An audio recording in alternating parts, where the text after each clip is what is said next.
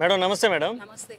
ఏం మేడం ఆంధ్రప్రదేశ్లో అరెస్టుల పర్వం నడుస్తుంది, మళ్ళీ పోసాని గారిని అరెస్ట్ చేస్తారు, కక్ష సాధింపు చర్యలు బాగానే అంటున్నారు అందరూ, చాలా మంది ఏమంటారు, మీరేమంటారు? కక్ష సాధింపుల చర్యలు అంటే కుదరలే కానీ అలా ఎవరు ఒప్పుకోరలే కానీ ఎవరి మీద ఎవరికి కక్షలు, ఎవరి మీద ఎవరికి రివెంజ్లు పగలు లేవులే కానీ వీళ్ళకు ఉన్నటువంటి నోటికి ఉన్నటువంటి దుడుసుతనం, వీళ్ళకు ఉన్నటువంటి నోటికి ఉన్నటువంటి నోటితోల ఇలా చేసినాయి అనమాట. ఈయన ఒక సినిమా రచయిత, ఒక సినిమా నటుడు, మంచి ఆర్టిస్టు, మంచి రచయిత, script writer and dialogue writer. ఇది చూసుకోకుండా ఈయన ఒక కులాన్ని బట్టి దూషించారు. నా కులస్తుడని మనం ఒక కులముడని నాకు అవార్డు ఇచ్చావా చంద్రబాబు నాయుడు అని చంద్రబాబు నాయుడు గారిని వ్యత్యాసించి మాట్లాడారు. ఆ తర్వాత ఒక సహనటులను మాట్లాడారు, ఒక మంచి హీరోని మాట్లాడారు. వీళ్ళు ఇష్టం వచ్చినట్టు వీళ్ళు ఒక లత్కోరి ప్రభుత్వం, ఒక చేతగానే నాయకుడిని అధికారం అప్పచెబితే ఒక్క ఛాన్స్ ఇవ్వండి, ఒక అవకాశం ఇవ్వండి అని చెప్పి మరి అడిగి తీసుకొని ఆయన ప్రజలని ఇన్ని ఇబ్బందులు పెట్టినటువంటి నాయకుడిని ఆసరాగా తీసుకొని వీళ్ళు ఎంతటి మంచి పరిపాలించారో వాళ్ళకి తెలుసు. వాళ్ళ రాజకీయ అనుభవం అంత ఉండదు వీళ్ళ వయసు, కానీ వీళ్ళు ఇలా మాట్లాడడం కూడా కరెక్ట్ కాదు. అలా మాట్లాడారు కనుకనే వీళ్ళని ఒక్కొక్కరిని అరెస్టుల పర్వం అనేది మొదలు పెడుతున్నారు. అంటే నోరెత్తకుండా చేస్తున్నారు, పథకాలను ప్రశ్నించడానికి అవకాశం లేకుండా ఈ హెచ్చరికలు పంపిస్తున్నారు అనేది చాలా మంది నుంచి వినిపిస్తుంది. మమ్మల్ని ఎందుకు ఎత్తారు మరి? ఇప్పుడు నోరెత్తకుండా ఎవరు చేయట్లేదు.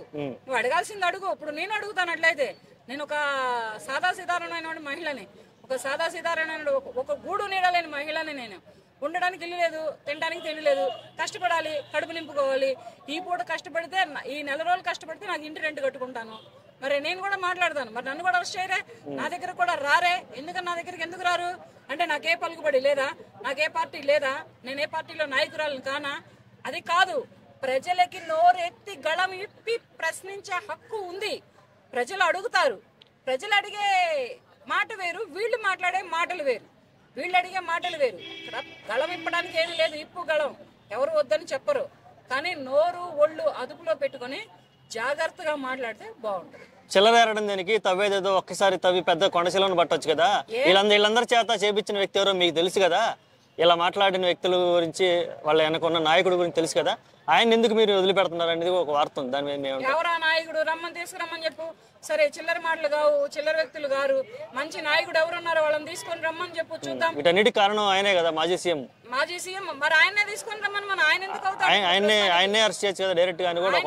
ఆయన చేయాల్సిన టైం వచ్చినప్పుడు ఆయన కూడా చేస్తారు. ఒకప్పుడు మాజీ సీఎం చేయలేదా? ఇప్పుడు ఒకప్పుడు మాజీ సీఎం చేస్తేనే కదా ఆయన లోపల నుంచే బయటకు వచ్చి ముఖ్యమంత్రి అయ్యారు ఇప్పుడు ప్రెసెంట్లీ. అలాగే ఆయన టైం వచ్చినప్పుడు ఆయనని, వీళ్ళ టైం వచ్చినప్పుడు వీళ్ళని, ఎవరి టైం వచ్చినప్పుడు వాళ్ళని చేస్తారు. అలాగని ఎవరిని వదిలిపెట్టరు. వీళ్ళ నోటితనం ఎందుకు? ఇప్పుడు రాజకీయం చేస్తే చెయ్యా, ప్రజలకు మంచి చెయ్యి, ప్రజలకి సేవ చెయ్యి. ఇప్పుడు పవన్ కళ్యాణ్ గారు ప్రజలకి సేవ చేస్తున్నాడు, అలాగే చంద్రబాబు నాయుడు గారు మేధస్సుతనాన్ని ఉపయోగించి వాడుతున్నారు. అలాగే మంచిగా చెయ్యండి, అంతేగాని ఇదంతా కుదరదు. అట్లాగా అవన్నీ కుదరని మాటలు కాదు. చేస్తారు, అతను కూడా చేస్తారు.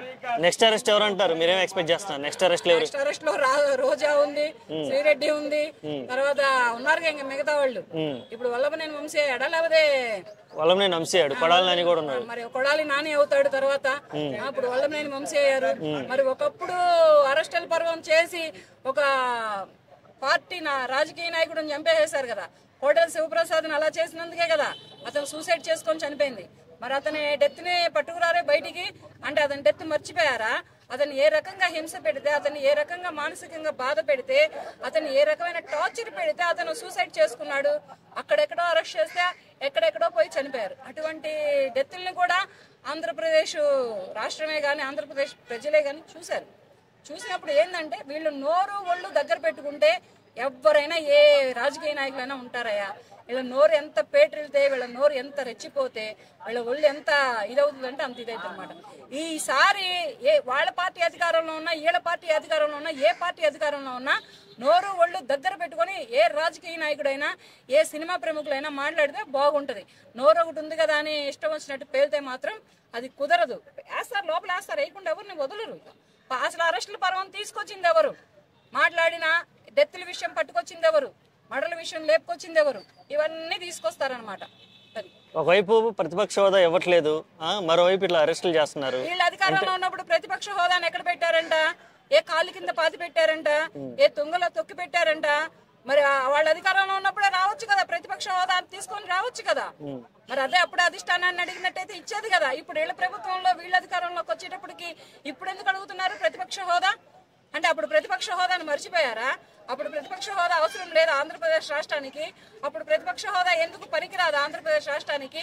ఇప్పుడు ప్రతిపక్ష హోదాను ఒక ఏళ్ళని అడ్డం పెట్టుకొని వచ్చి చక్రం తిప్పుదామని చూస్తున్నారా? అవన్నీ జరగవు. ప్రతిపక్ష హోదా ఎప్పుడు రావాలో అప్పుడే వచ్చింది. రాష్ట్రాన్ని ముక్కలు చేద్దామని చూసావు, రాష్ట్ర ప్రజల గుండెల్లో రైళ్లు పరిగెత్తించావు, రాష్ట్రంలో లేనిపోని అనవసరమైన అమ్మి డెత్తుల దాకా తీసుకెళ్లిపోయావు. ఎంతో మంది పిల్లలు అనాథలు అయిపోయారు, తండ్రులు లేని అనాథలు అయిపోయారు. మరి ఇవన్నీ ఎవరు మొయ్యాలా, ఎక్కడికి వెళ్ళాలా? అయినా చెంబుడు నీళ్ళకి ఎవరికి పడితే బిందెడు నీళ్ళు ఎవడు పోసుకోవాలి, సముద్రాన్ని ఎవడు ఇదాలి? ఇవన్నీ ఉంటాయి కదా, వస్తాయి, కంగారు ఏం లేదు, చిన్నగా వస్తాయి. కాకపోతే